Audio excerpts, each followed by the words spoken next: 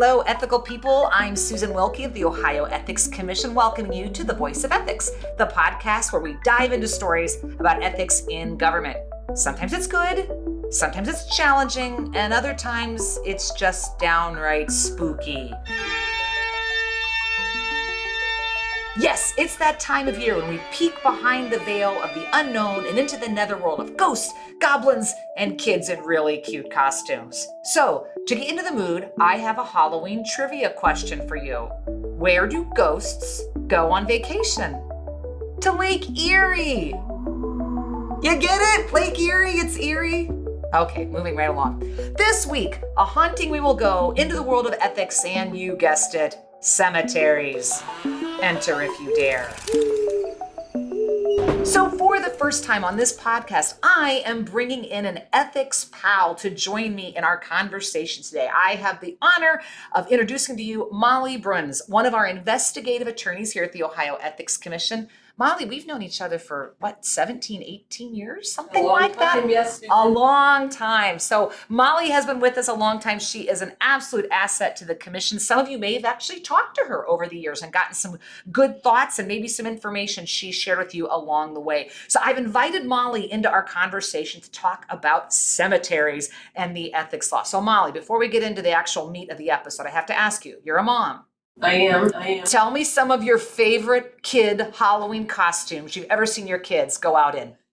My daughter's first Halloween costume, she was a pea pod. I would have to say that is my absolute favorite. Did you sew that? No. I would. Store. Good for you. Good. Well done, Mom. Working moms don't have to sew on top of everything else, right? Right about that. All right. Excellent. All right. So I asked Molly to join us today because when I was thinking about cemeteries, I thought surely there's one out there that doesn't get too darn spooky, but still highlights why the ethics law is so important. So Molly, you and I kind of chose a story together that you wanted to share a little bit. Can you give us a little background and kind of what happened there? Yes, thanks, Susan. Thanks for having me on your podcast to share a little bit about the Ohio ethics law and cemeteries. So some of the cemeteries that are out there are public entities. They are run by a government or several governmental entities. The allegation came in that a cemetery board member participated in the hiring of his family member. When we brought the individual in to interview them, it was explained to us that there were 3 open positions with the cemetery. They were temporary summer positions. They needed people to mow, keep up the cemetery grounds, weed eating, just general seasonal jobs like that. Initially, the 3 open positions were offered to 3 different individuals that were not family members. For some reason or another, each person chose not to accept the position. At that point, the cemetery board member looked into being able to offer the positions to individuals that were younger than 18. When it was determined that it was permissible, he had a son that was under the age of 18. It was brought to his attention that maybe his son could be hired. His son was eventually hired. The cemetery board member participated in the voting process, as well as 2 other board members approved the hiring. So it wasn't just the father that participated in the hiring. It was all 3 trustees, cemetery board members approved the hiring. So the son eventually worked for the cemetery for 3 years. So in fairness, even though this is a problem, we could talk more about why that's a problem under the law. To be fair, I imagine those are not the easiest positions to fill. I mean, they had 3 people decline. It must be a struggle to some, in fairness to those folks. Is that fair? You've noticed that? Definitely. Yeah. And that is kind of what we have been told throughout, when we investigate these kind of cases. Temporary, seasonal positions are not the easiest to hire. They're not easy to hire because a lot of times they're not very high paying. They are, again, temporary, so maybe only for 3 months out of the year, and they are typically part-time. Yeah. So it's not like it's a person being hired 40 hours a week for an entire year. They're being hired for maybe 3 or 4 months out of the year, and they may only work 10 to 20 to 30 hours a week. And again, their pay is not very high. They don't get benefits. And a lot of times it's working out in the hot weather.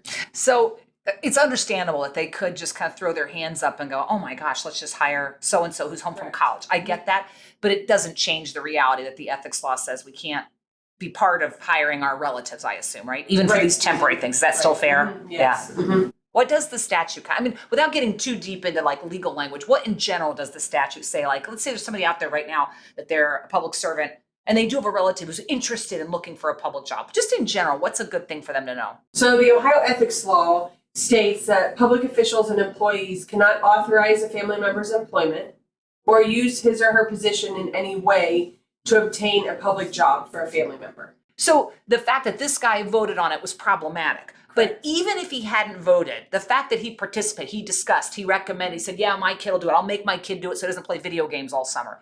That's equally problematic. Is that fair? Yes. The ethics law is pretty clear in that you can't directly or indirectly participate in the hiring process.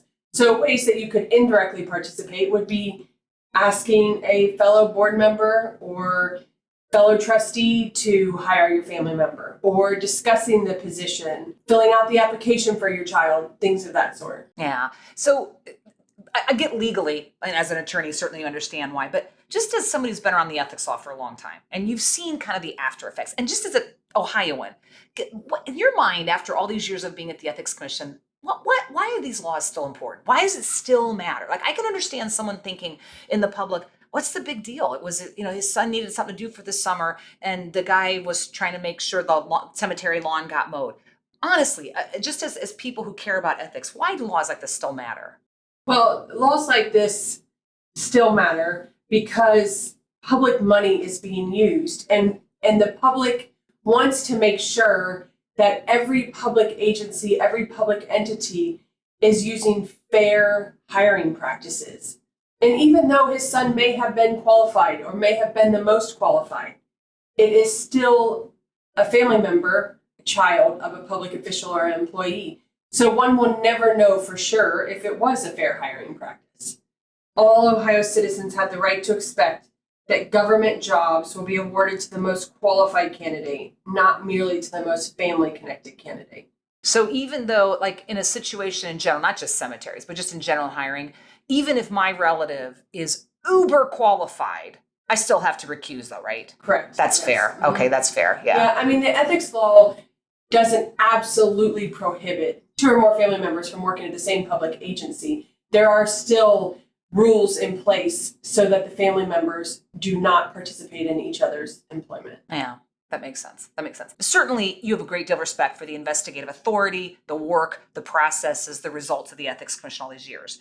But I have to ask, though, I'm going to go back to the fact that you're a mom. I have to believe, Molly, that you would still rather have one of your kids. You have kids in college already. I have to believe, or high school, you would rather have them come to you first and say, hey, Mom, Dad, would this be a good idea? Rather than after the fact saying, Mom, Dad, there's something I have to tell you.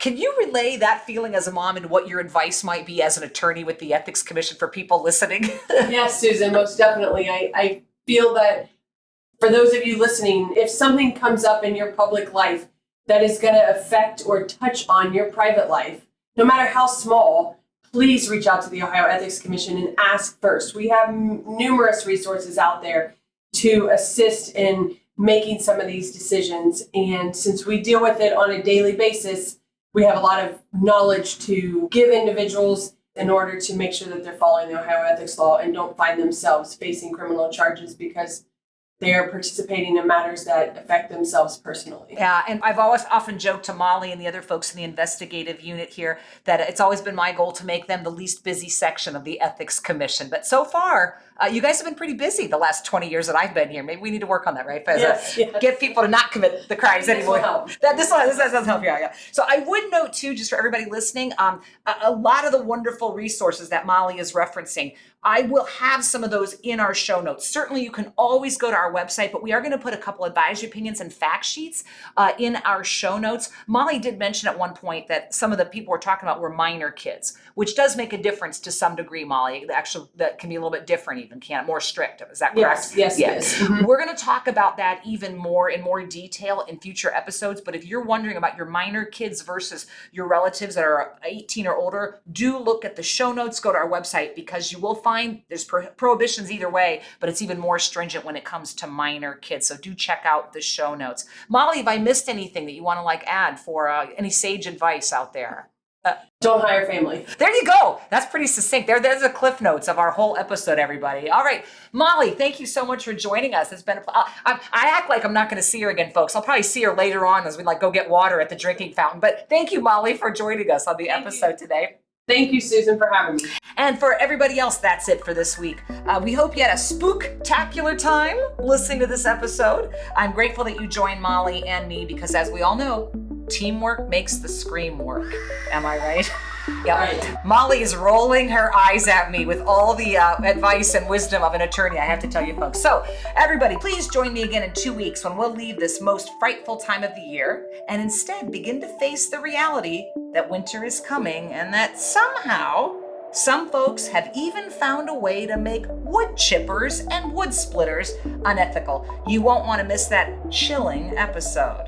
Until then, since we've already identified where ghosts go on vacation, I have to end this episode with the same question about mummies. Hey Molly, where do mummies go on vacation? Susan, I have no idea. The Dead Sea. Good one, Susan. Good It's one. terrible. I know it's terrible. Hey everybody, be well, take care, and be ethical. Bye-bye.